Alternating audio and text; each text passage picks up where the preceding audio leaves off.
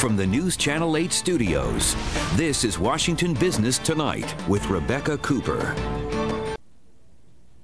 Well, anyone who ever watched the long-running sitcom Friends knows that it was an ongoing joke that no one ever really knew exactly what Chandler Bing did for a living. That's how a lot of people feel when someone says they're a consultant. What does that mean? Well, in a city that's full of them, we brought a successful one on board here tonight to help tell us about the world of consulting, what he does, and how it may be a potential growth industry in the Washington area. Joining us tonight, Chris Simmons of Rainmakerz. Chris, thanks for joining us. Thanks, Rebecca.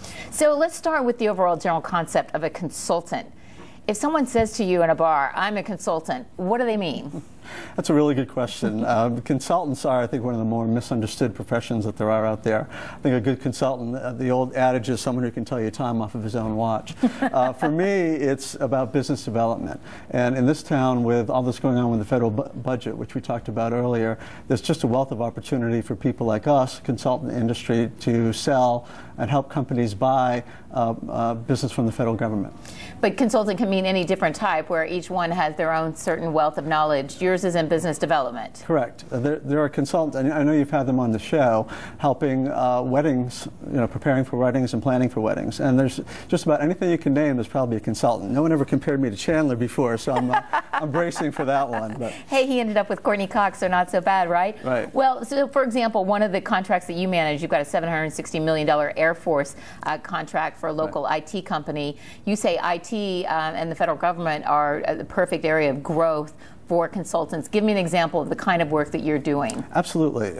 In fact, right now it's a very timely question because the federal budget just came out, and there's $80 billion allocated just to IT next year. So that's about 800 procurements, and the one that I'm working on is just one of those 800. It's about a $9 billion opportunity, and the company that I'm working for is just going after a relatively small piece, $760 million. So if they come to Rainmakerz, though, what is it that you can do for them that they can't do for themselves? Well, a lot of them don't have the internal resources to think like the customer thinks. They have a lot of technical people, they have a lot of engineers, researchers, and scientists, but no one who can really simply follow the directions that the federal government gives you in terms of the instructions and the evaluation criteria.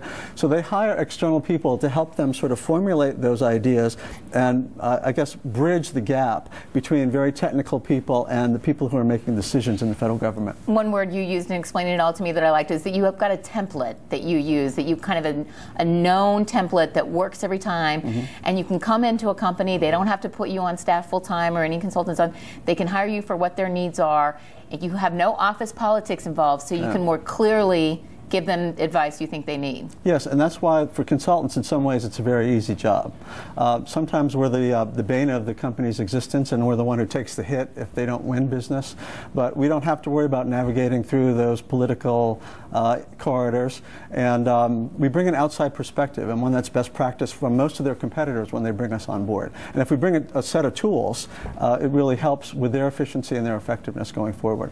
So how does someone find a firm like Rainmakerz and know which consultant is going to work best for them? That's a great question. There's a very little known group called the Association of Proposal Management Professionals, APMP, and just in the Washington, D.C. area there's about 1,000 people. And all they do, for the most part, is focusing on helping companies win new business, which is mostly proposal management, proposal writing, proposal graphics, and editing. So there's a whole host of, that's a great place to start.